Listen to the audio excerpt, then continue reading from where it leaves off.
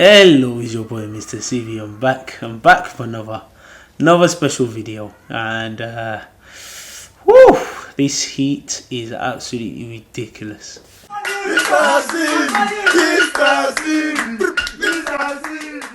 Hello, it's your boy Mr. CV. I'm back with another special video, and I'm back on my Wahala Wednesday. And obviously, you know Wahala Wednesday, like I always say. As they say in Yoruba, Wahala Tikpoju. And as they say in Pidgin English, Wahala no dey finish. And it's true. Problem never finish. This is life. Problem is always there. Now you might be wondering why am I wearing glasses and wearing a hat. Listen, the heat is absolutely ridiculous. It's too hot. It's too hot. Right now in the UK, we're going through a heat wave. So the heat is crazy. It's literally, as I'm talking to you right now, I'm sweating. So let me just wear my glasses back and let's get ready. Let's go to the video. Now while I'm talking, I might be wearing the glasses because obviously to block the sun from coming to my face and my eyes. But also I'm going to read some of the problems. Look, some of the problems that I have for you today. I'm going to open the book of problems. And some of the problems that I have for you today, wow, even me when I read it, I was like wow, because trust me, we have real problems in this world that they need my help. They need the help of Mr. CV. Also, I get people that call me up and say, Mr. CV, I'm going through this, I'm going through that. And sometimes I give my opinions on what they're going through. But I thought, why not? Instead of giving my opinions for free, I see consultant, they're charging £100 just to give their opinions on the matter. I see therapist, consultation fee, £100. So why should I be giving advice for free? Let me come to my platform, Mr. CV platform. Let me come to Wahala Wednesday and also give my advice. This is a form of my consultation. So anyways, let's go straight into it because obviously I don't want to waste time. Also as well, I've been trying to record these videos for a while, but obviously it's been very tough because obviously I've had a lot of things in my life. And also it's been very tough because the lighting, the weather has not been great as well. So these are all parts of it. So let's go straight to this in this Wahala. My wife is a chartered accountant, but she doesn't contribute to anything in the house financially. She believes it is the man's job / responsibility. I just found out she's building a house in Africa. What should I do? Wow. Let me get my glasses back, man. Listen, this is a common problem with a lot of people, especially a lot of people in relationships. It's a common problem where literally some people have this mentality that it's a man's job just to do everything financially, and it places a lot of burden on a lot of men, a lot of pressure. Even sometimes I feel that pressure, and if you ask a lot of guys, they will tell you they feel pressured because there's a lot of responsibility, financial responsibility. And when it comes to finances, these are some things you need to have discussed before you enter. If you want a serious relationship with someone, finances is one of those things you have to discuss, because when it comes to finances, it's a very touchy subject. In some of my videos, I'm going to mention about money management, finances, but it's not for today. It's not for this. This is Wahala Wednesday. So like I said, finances is one of those things where it's a touchy subject, touchy subject. Even amongst men is a touchy subject. So when it comes to women-men dynamics, finances is a very touchy subject because people are a bit scared. If a guy was to say, nah, listen, I need your help. Some guys, due to pride and ego, they don't want to speak and they're dying inside financially. And it's a case where more guys need to speak up, because for me, the way I see it, if I'm paying 90% of something and my woman pays 10% of it or contributes 10% of something, the way I see, even if it's as little as £5, £10, I see as she's easing the burden financially on me. I read somewhere, I don't know whether it's true, that women live longer than men. I'm not sure whether it's true, but I read it somewhere, or someone told me, or I saw it somewhere. And when I thought about it, I thought, okay, what could be some of the reasons? And I'm sure a lot of the reasons is because of the pressure that some guys are going through, the pressure that some guys are putting themselves under, just because they want to prove they're the man of the house.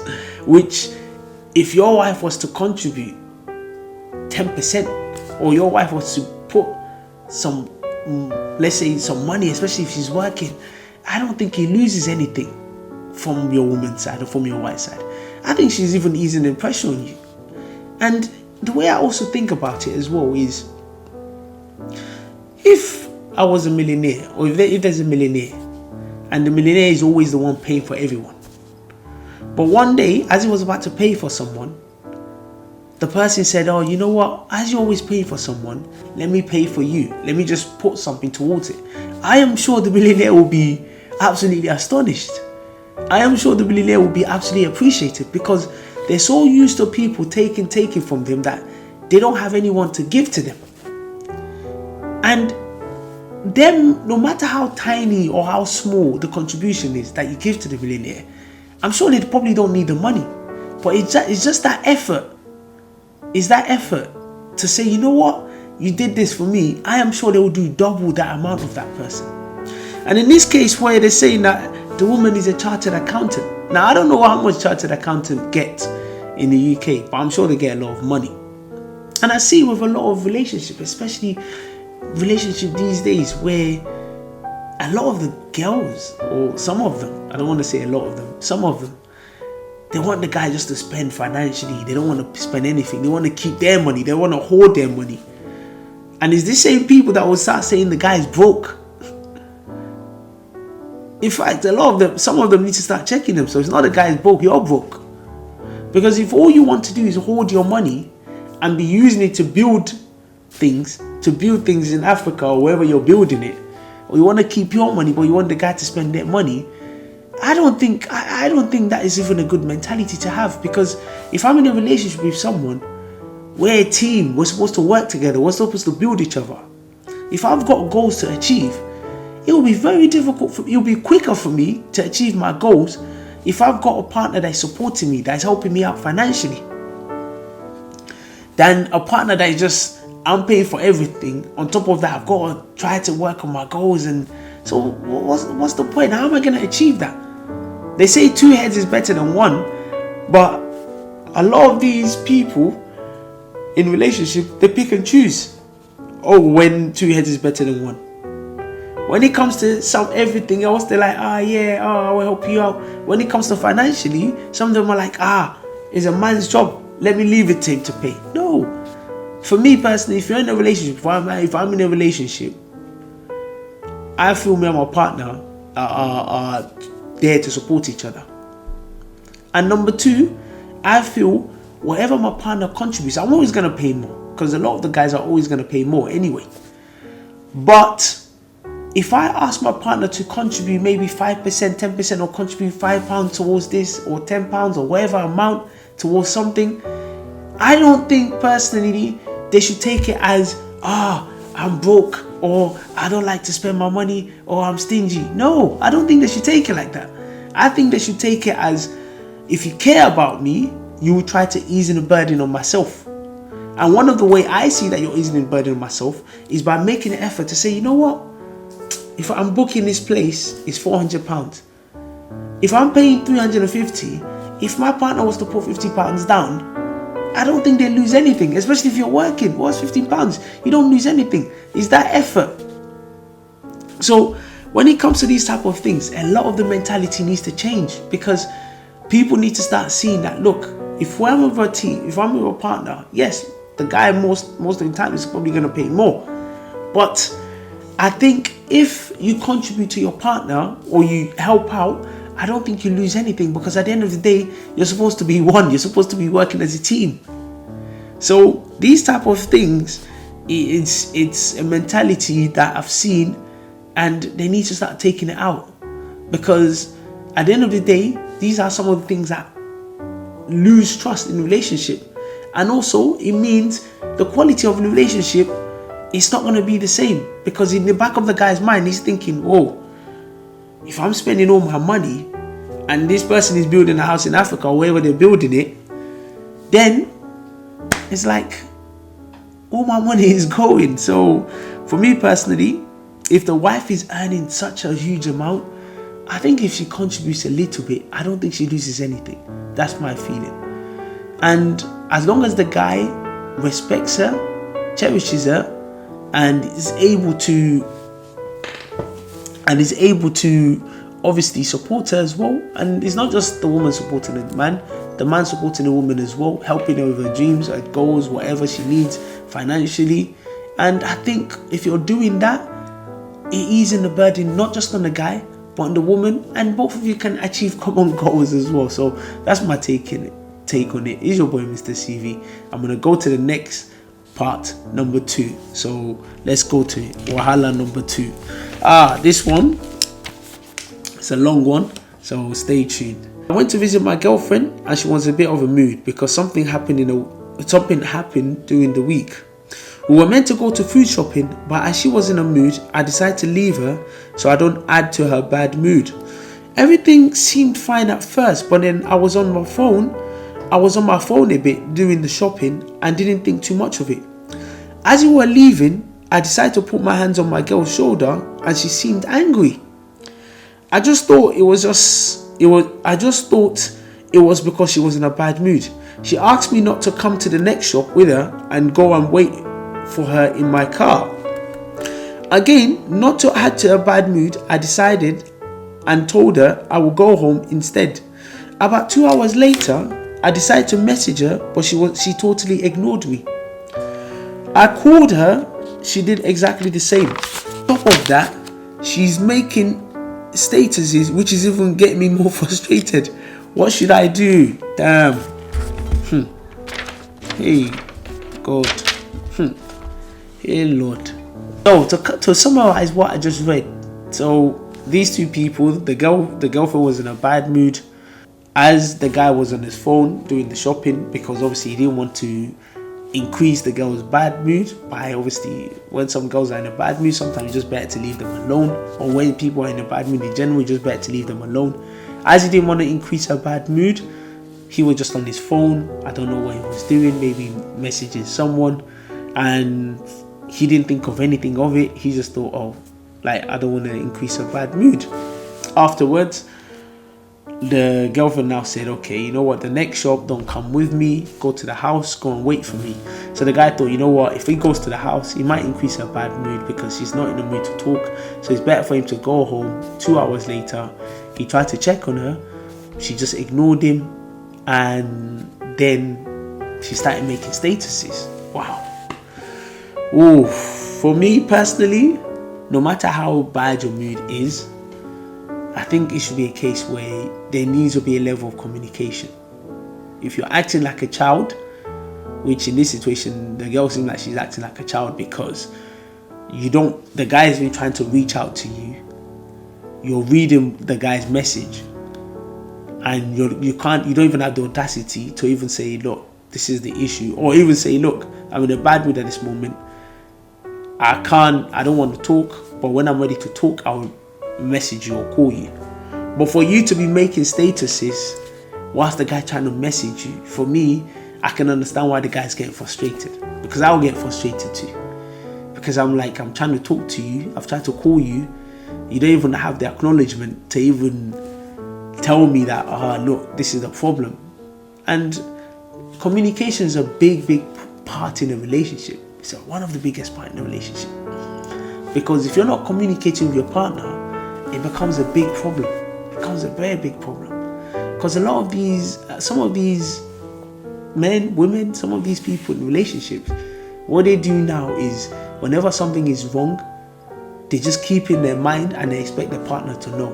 And I always tell people, I'm not a magician, I'm not Dynamo, I'm not a magician, so I'm not psychic. So whatever the problem is, you need to communicate with your partner. You need to tell your partner, this is what I'm facing, this is what the problem is, and you both can have a discussion. I think maybe the girl probably thought, as she's in a bad mood, she's probably expecting maybe some empathy from the guy, I don't know. Or maybe she's just expecting that maybe the guy should not be on the phone, he should just be walking behind her. I'm not sure. But what I don't appreciate, or in this situation, is the fact that she's just making statuses. She's making WhatsApp statuses whilst the guy's trying to message her. And I think if she was to flip it around and put herself in the guy's shoes, I'm sure no one is gonna like why you're trying to message someone else and then making statuses. I'm sure she will not be happy with that at all. I am 100% sure about that. So if you're not gonna do unto others what you want others to do to you, so if you're not gonna be happy about that, I think you shouldn't be doing that to other people as well. And karma always gets people, because if you can do that to others, I'm sure someone else will do it to you. So people, if you have any issues such as these, there's no point of ignoring each other. There's no point of people look for easy way these days in relationships. Easy way out. People look for easy way out. Any tiny little problems, they want to run. They want to hide. They want to ignore you. No. Stand up. People need to start standing up and being accountable. If there's an issue, stand up, have a conversation, say what the problem is. You and your partner, whatever you do, apologize or try and sort out the problem. No point of these hiding. What are you hiding for? What are you hiding for? So you're not a person you're not on a wanted list. So what are you hiding for? So come out, share your problems, have a communication, build a communication to have a communication so that you can sort out the problem. Let's go to number 3. I live with a grandma who is religious. We have different religion, but respect each other's religion. I'm not as practicing as she is in her religion. She has a prophetess who normally prays for her and sees visions. One day the prophetess came to the grandma to pay a visit and pray for her. She prayed for her, and then the grandma called me into the room for the prophetess to pray for me too. She did and saw visions about my life. After the prayer, she asked the grandma to tell me to pay her £400 for her to evade all the bad things she saw about me. The grandma is putting me under pressure to pay the money I really don't want to. Should I pay the £400 to keep the peace? Hey, God. Wahala. Wahala truly not they finish. Wow. There's so many problems in this world, man. When it comes to the issue of religion, wow. Religion is a big thing. When it comes to religion is a personal thing. And I see a lot of people that are very judgmental when it comes to religion. You have to do it this way. You have to do it that way. And religion is a very personal thing, like I said. But also in this situation where obviously there's a clash of religion, where there's 2 different religions. So obviously I know the person in question, she's a Muslim, and the grandma is a Christian. And obviously depending on your level of religiousness, obviously some people take religion higher than other people. And obviously in this situation where the girl said obviously she's not as practicing as religion as the woman is, obviously the woman takes the religion very seriously. And especially if you come from countries such as Nigeria that I come from, or different parts of countries, maybe in Africa, in other places, when they take things such as prophetess, pastors, imams, they take it very seriously. Any visions that they see about them, they don't joke with it, they take it seriously. But in this situation, the prophetess has prayed for the grandma, and I think she's probably used to paying the prophetess money to evade any bad spirits or anything she might have seen regarding her. But obviously for the girl, she's not used to that, because like I said, she's not as practicing as the grandma. And also the generation of girls and boys we have these days, they're not as prophetess, I'm just going to go and pay £400, because £400 is a lot of money to pay. It's a lot of money. And I don't think the £400 is the issue. I think the issue is the fact that she prayed for the girl, and the grandma or the prophetess just expect her just to pay £400, just like that. Which £400 in this day and age, in this economy, that's not cheap. That is a lot of money. That is a lot of money. If a situation like that happened, we have to pay £400, I wouldn't pay. But I can see the reason why this girl wants to pay, because the grandma is putting a lot of pressure on the girl to pay, because that's what she's used to. And also, if she doesn't pay, she will keep on reminding her, like, pay the 400, and it just gets too much. what I would say to the girl to do is, for the sake of peace, I'm not going to tell her to pay the £400, but I would tell her to pay maybe like £100 towards the £400, or £100 to the grandma. And the reason why I would say that is because she should pay it to say, look, listen, this is not normally what I do, but I'm just paying it due to the respect that I have for you. But to pay the £400, I would not pay the £400. Another thing as well, if you think about it, £400 for someone to pray. That's why sometimes when it comes to this religion thing, which is the reason why I said it's personal, is you need to go and learn about your religion yourself. Go and study about your religion. Because if you don't study about your religion, people like these prophetess, they'll easily take advantage of you. That's why a lot of pastors, a lot of imams, a lot of religious leaders, easily take advantage of their members. Because these members, a lot of them, they don't know about their religion. So they just believe whatever their religious leader tell them. And then they end up paying £400. Because if you think about it, this woman just collected £400, or she's about to collect £400 for one grandma. So you can imagine how many grandmas this prophetess has on a payroll. Which, imagine she's collecting £400 from each of them. Let's say she's got 10 grandmas on a payroll. That's £4,000 easily she's collecting. And imagine she doubles that, 20 people, £8,000 easy. Look at, she's making easy money. I'm not saying she's deceiving people, because she might be seeing the visions, but for me, it's a way where there's a need to apply a bit of sense to this, a bit of reasoning to this. Because if it was me in that situation, I would, as much as I love the grandma, if I was living there, I would tell her, like, look, respectfully, £400 is a lot of money in this day and age, in this crisis we're going through. It's a lot of money. In this cost of living crisis, it's a lot of money. I can't pay.